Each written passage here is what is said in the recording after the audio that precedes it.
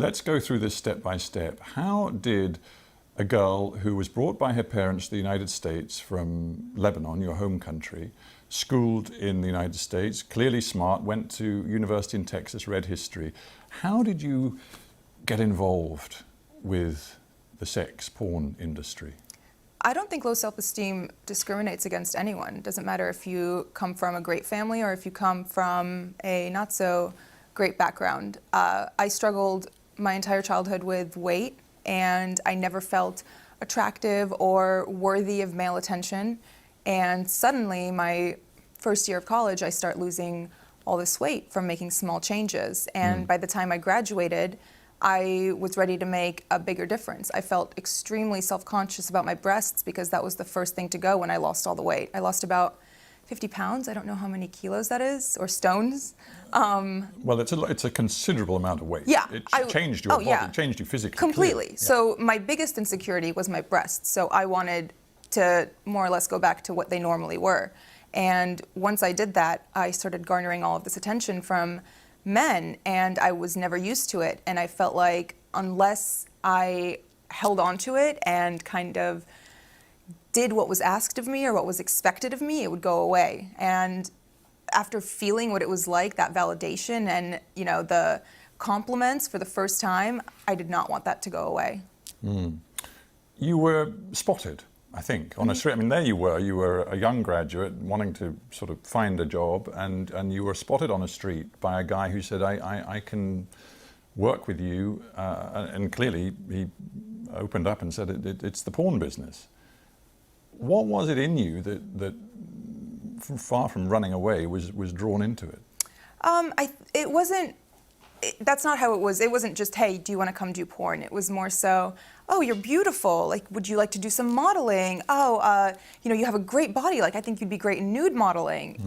Things like that. And after I came and toured the studio, you know, it was very respectable. It was a gorgeous location. It was in Miami, in Doral, Florida.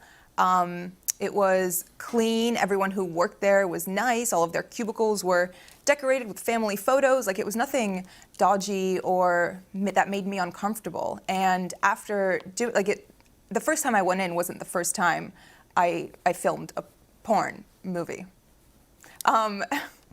It was the second time. The first time was more so, do you want to do this? Like, sign the paperwork, et cetera, et cetera. So these guys, they just saw you, frankly, as a money machine. Absolutely.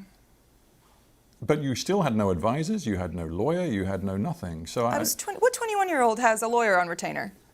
I'm just trying to get my head around how stressful this must have been, and whether even now, because you sit here so poised, and obviously a lot of time has passed and you've moved on, but do you think there is some sort of post-traumatic stress that is in you from this experience? Yes, and I think it kicks in mostly when I go out in public, because the stares I get, I feel like people can see through my clothes, and it brings me deep shame. It makes me feel like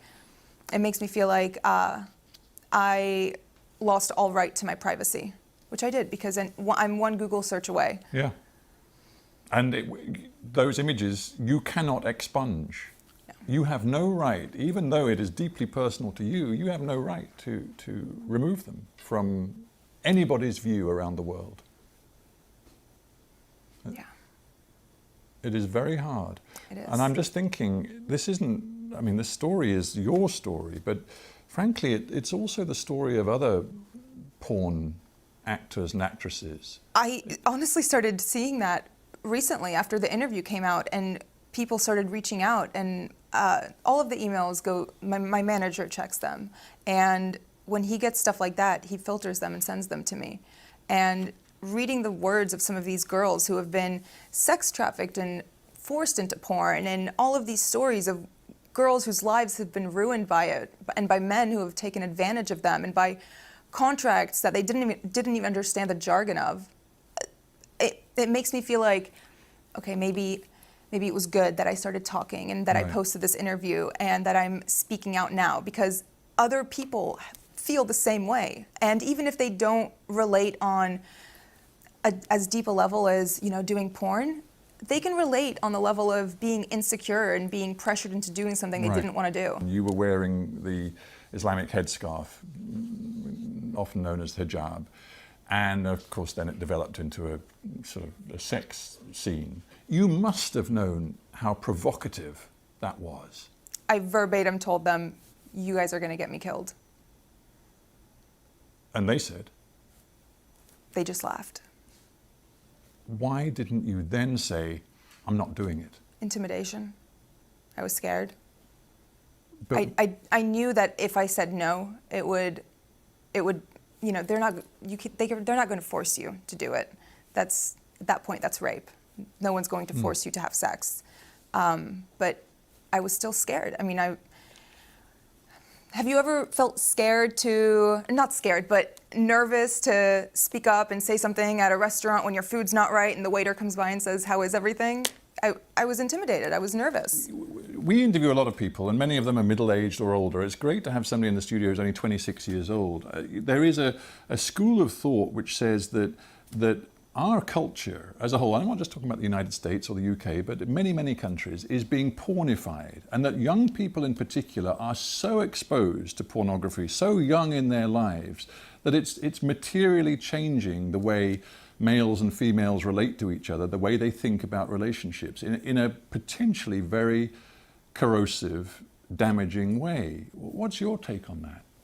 Of course it affects relationships. Porn addiction is very prevalent in America, and I'm sure here too. The things that men see in videos, they expect from the women in their lives, and that's just not reality. No one is going to be that perfect. No one is going to do those acts on a Wednesday night with the person they love. Mm.